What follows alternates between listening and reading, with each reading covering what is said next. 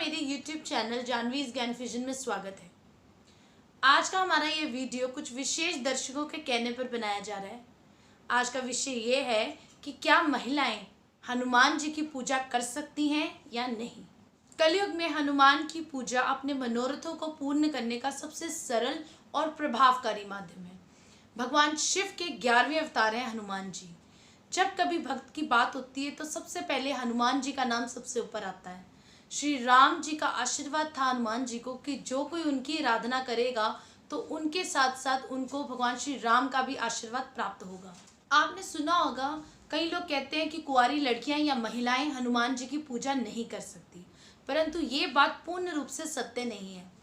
महिलाएं हनुमान जी की पूजा बिना किसी वहम के कर सकती हैं, परंतु कुछ नियमों को ध्यान में रखकर। कोई भी धर्म ग्रंथ शास्त्र में यह नहीं लिखा गया कि महिलाएं हनुमान जी की पूजा नहीं कर सकती। यहाँ तक कि हनुमान जी की व्रत कथा में भी महिला भक्त का ही वर्णन किया गया है।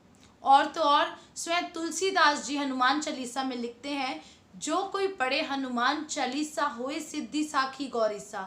यानी कि इसमें भी कोई भेद नहीं किया गया कि नर या नारी, कोई भी से अभिप्राय, यानी कोई भी नर हो या नारी, महिलाएं कोई भी हनुमान चालीसा का पाठ, हनुमान जी की पूजा बिना किसी वहम के कर सकते हैं। अब हम बात करेंगे हनुमान जी की पूजा से जुड़े कुछ विशेष नियमों के बारे में।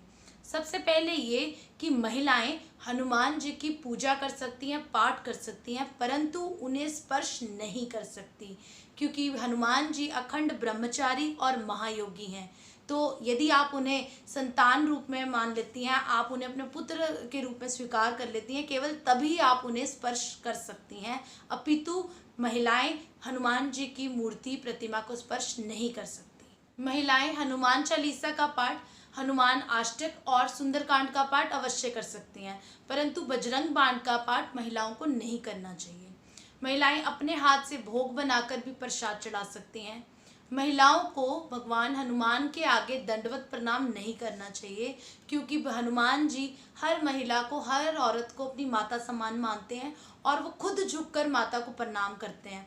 इसलिए पुरुष जो भी हैं वो दंडवत प्रणाम कर सकते हैं, परंतु महिलाओं को दंडवत प्रणाम नहीं करना चाहिए। महिलाएं हनुमान जी को चोला, जनेऊ, चरण पादुका और सिंदूर खुद से नहीं चढ़ा सकती। यदि आपको चढ़ाना है तो आप किसी घर में किसी पुरुष की सहायता से या मंदिर में जो पुजारी होते हैं, पंडित जी होते हैं, उनको आप दे सकते हैं, वो चढ़ा देंगे।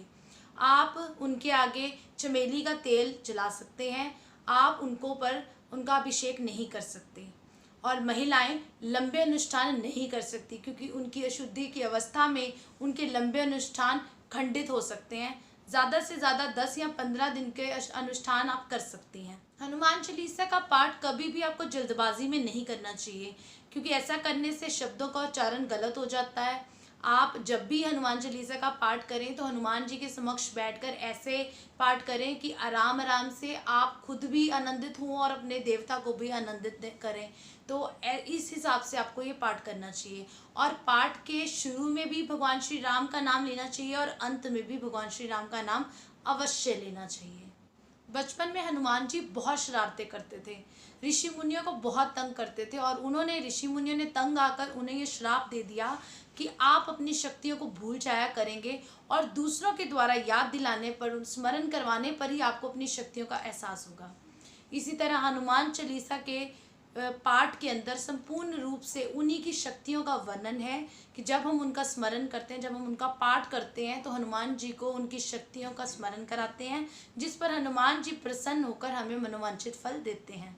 हनुमान जी की पूजा या तो आप ब्रह्म मुहूर्त में कीजिए या शाम के समय, परंतु ऐसा माना जाता है कि यदि हम हनुमान जी की पूजा सूर्यास्त के बाद करते हैं तो इससे हनुमान जी अतिशीघ्र ही प्रसन्न हो जाते हैं।